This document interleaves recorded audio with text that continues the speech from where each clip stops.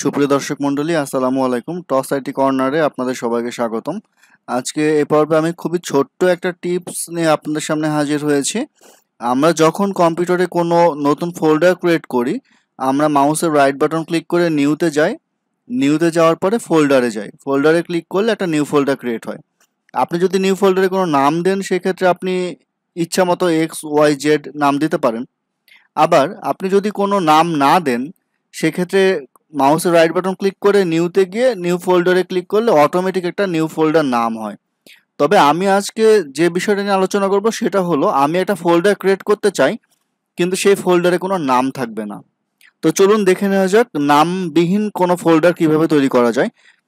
যদি আমি নাম ছাড়া কোনো ফোল্ডার ক্রিয়েট করতে চাই, সেক্ষেত্রে আমাকে যে কাজটা করতে হবে, মাউসের রাইট বাটন ক্লিক করে নিউতে যেতে হবে। নিউতে যাওয়ার পরে ফোল্ডারে যেতে হবে। এখন আপনি আপনার কিবোর্ডের অল্টার বাটনটা চেপে ধরবেন।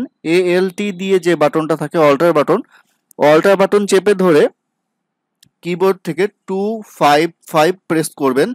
তাহলে আপনারা কোনো নাম শো করবে না। তারপর ইন্টার দিবেন। এই দেখেন, একটা নামবিহীন ফোল্ডার হয়ে গিয়েছে। আপনি এটাকে আরো বিভিন্নভাবে কাস্টমাইজ করতে পারেন। আপনি রাইট বাটন ক্লিক করে প্রপার্টিজে যেতে পারেন। যে আপনি এখানে কাস্টমাইজে যাবেন, যে চেঞ্জ আইকনে যাবেন। চেঞ্জ আইকনে যে আপনি যে কোনো একটা আইকন চুজ করে এটা কালার চেঞ্জ করতে পারেন। তো এইভাবে আপনি একটা নামবিহীন ফোল্ডার খুবই সুন্দরভাবে ক্রিয়েট করতে পারেন। এখন এই ফোল্ডারের মধ্যে আমি কিন্তু অনেক কিছু রাখতে পারি। যদি আমি এর ভেতরে আরেকটা ফোল্ডার রাখি, দেখেন এটা একটা ফোল্ডার, এর ভেতরে কোনো নাম নাই। সো আপনি রাইট বাটন ক্লিক করলেন, কিন্তু এই ফোল্ডারের ভিতরে আরেকটা ফোল্ডার আছে। সো এইভাবে আপনি যদি আপনার প্রাইভেসি মেনটেন করার জন্য কোনো ফোল্ডার নাম ছাড়া করতে চান, তাহলে খুবই সহজভাবে মাউসের রাইট বাটন ক্লিক করবেন, নিউতে যাবেন, ফোল্ডারে যাবেন, অল্টার বাটন প্রেস করে 255 প্রেস করবেন।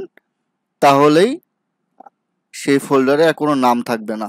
দিয়ে এন্টার দিবেন, সেই ফোল্ডারের নাম চলে যাবে।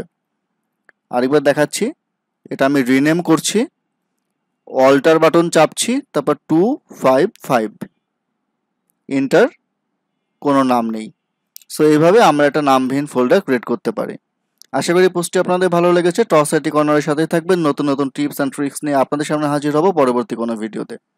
সেই পর্যন্ত ভালো থাকবেন, সুস্থ থাকবেন। আল্লাহ হাফেজ। ধন্যবাদ সবাইকে।